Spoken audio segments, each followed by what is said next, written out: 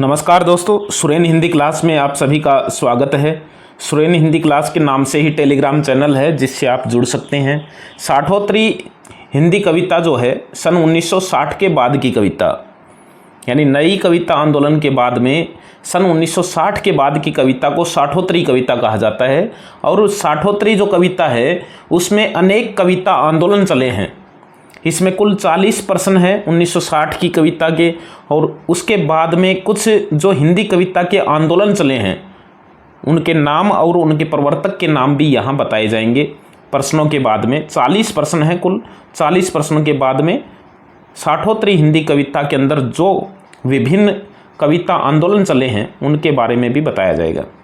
पहला प्रश्न है, सहज कविता आंदोलन के प्रवर्तक हैं। तो सहज कविता आंदोलन जो है ये रविंद्र भरमर जो हैं वो इसके प्रवर्तक हैं।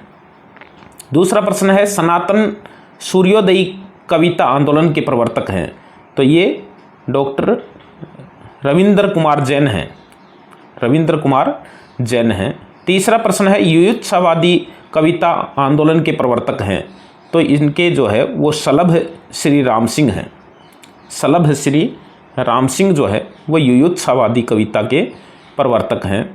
मुक्ति प्रसंग के रचनाकार हैं। तो मुक्ति प्रसंग एक रचना है जो राजकमल चौधरी इसके रचयिता हैं। पांचवा प्रश्न है, पहाड़ पर लालटेन। इसका प्रश्न खूब आया हुआ है। पहाड़ पर लालटेन के रचयिता हैं तो ये डॉक्टर मंगलेश डबराल जो है वो इसके रचयिता हैं।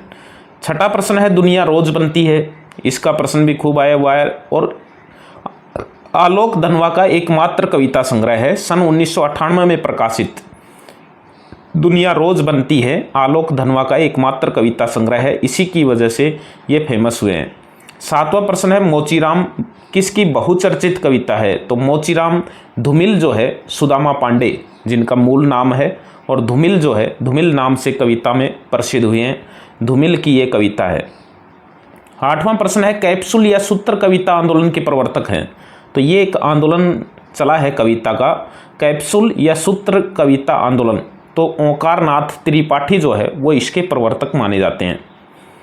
नौवां प्रश्न है, अपनी केवल धार के रचनाकार हैं। तो अपनी केवल धार जो है ये अरुण कमल का एक कविता संग्रह है। 10वां प्रश्न है, बैरंग बेनाम चिट्ठियाँ। बैरंग बेनाम चिट्ठियाँ जो है इसके रचयिता हैं रामदर्श मिश्र। 11वां प्रश्न है, कैसे कबूतर के रचनाकार हैं। कैसे कबूतर उदय प्रकाश का एक कविता संग्रह है। 12वां प्रश्न है, नाटक जारी है के रचनाकार हैं। तो नाटक जारी है इसका प्रश्न यूजीसी नेट में भी खूब आया हुआ है। ये लीलाधर जगुड़ी का एक कविता संग्रह है।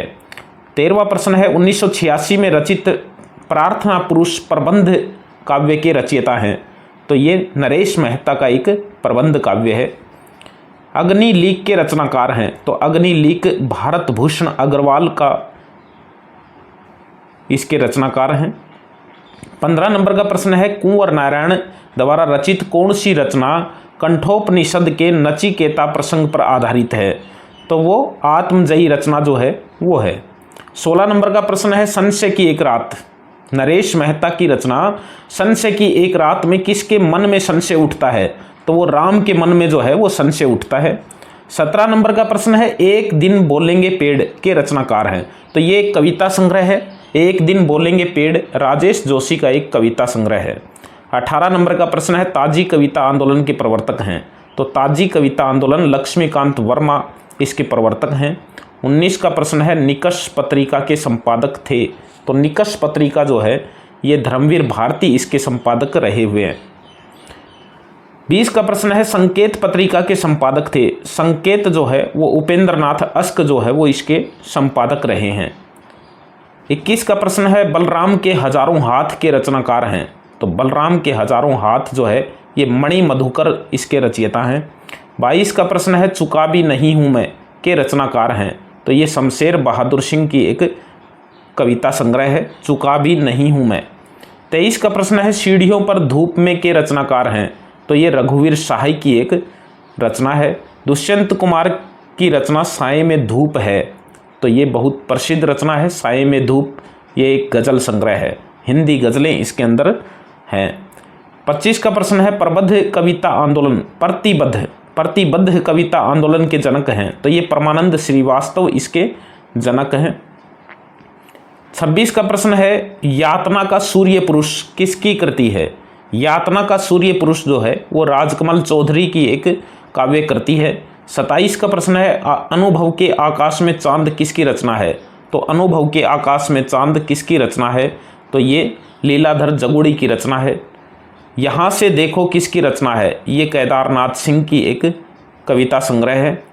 29 का प्रश्न है त्रिकोण पर सूर्योदय किसकी रचना है। त्रिकोण पर सूर्योदय जो है ये हरिनारायण व्यास की रचना है। 30 का प्रश्न है गंगा पत्रिका के संपादक थे, तो गंगा कमलेश्वर जो है वो इसके संपादक रहे हैं। 31 नंबर का प्रश्न है हाइकू कविता में कितनी पंक्तियां होती हैं, तो हाइकू कविता जो है उसमें कुल 3 पंक्तियां होती हैं। 32 का प्रश्न है हाइकू कविता भारत में किस देश से आई है, तो हाइकू कविता जो है वो भारत में जापान देश से जो है वो आई है। इसमें कुल 3 पंक्तियां होती हैं।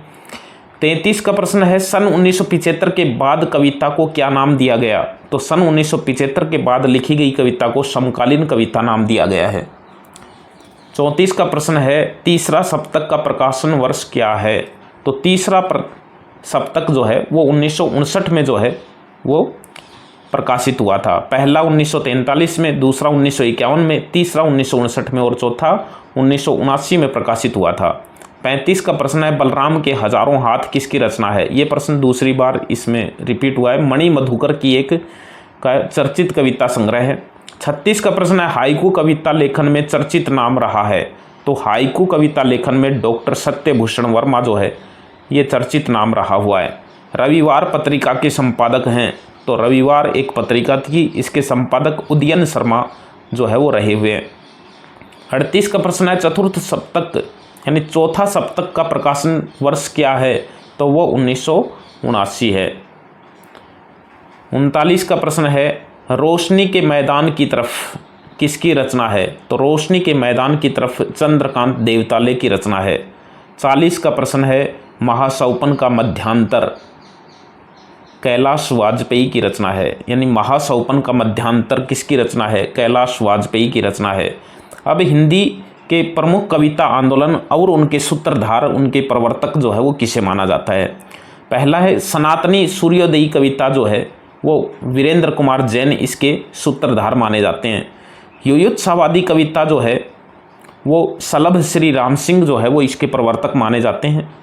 अस्वीकृत कविता श्री राम शुक्ल जो है वो इसके सूत्रधार माने जाते हैं, यानी अस्वीकृत कविता जो है वो श्री राम शुक्ल जो है इन्होंने एक लंबी अस्वीकृत कविता लिखी थी, मरी हुई स्त्री के साथ संभोग, तो वो वास्तव में एक अस्वीकृत कविता है, अश्लील टाइटल की है, तो इसलिए अस्वीकृत कविता हो गई। तो अस्वीकृत कविता आंदोलन जो है उसके सूत्रधार श्री राम शुक्ल हैं। चौथा है अकविता आंदोलन के प्रवर्तक हैं, तो अकविता आंदोलन के प्रवर्तक डॉक्टर श्याम परमार हैं।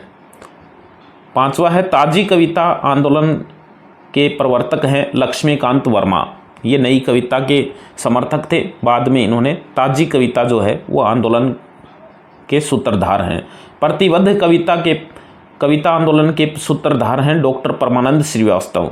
और 7वां है सहज कविता डॉक्टर रविंद्र भरमर हैं इसके प्रवर्तक या इसके सूत्रधार। और सहज कविता जो है वो आधुनिकता से और अराजकता से बहुत ही दूर थी, इसलिए इसके समर्थक भी खूब हुए हैं। मार्च 1967 में सहज कविता जो है उसका सूत्रपात हुआ था और इसके समर्थकों में डॉक्टर देवराज हैं, डॉक्टर नगेंद्र हैं, रामदर्श मिश्र हैं, डॉक्टर इंद्रनाथ मदान हैं, प्रभाकर माचवे हैं, नंद दुलारे वाजपेयी हैं, हजारी प्रसाद द्विवेदी भी इसके समर्थक थे और राजकमल चौधरी भी इसके समर्थक थे। यानी सहज कविता आंदोलन जो है ये मार्च 1967 में जो है वो डॉक्टर रविंद्र भरमर जो है वो इसकी घोषणा करते हैं, इसकी विज्ञप्ति निकलती है अखबार के अंदर, पत्रिका में मार्च 1967 में, और इसके समर्थकों में अनेक आलोचक जो है वो शामिल हुए। और आलोचकों का समर्थन इसलिए मिला क्योंकि ये कविता आधुनिकतावाद से दूर थी, अराजकता से दूर थी। ये कुछ नई कविता के आंदोलन थे, साठोत्तरी कविता के आंदोलन थे। फिर मिलेंगे अच्छे बिंदु के साथ, तब तक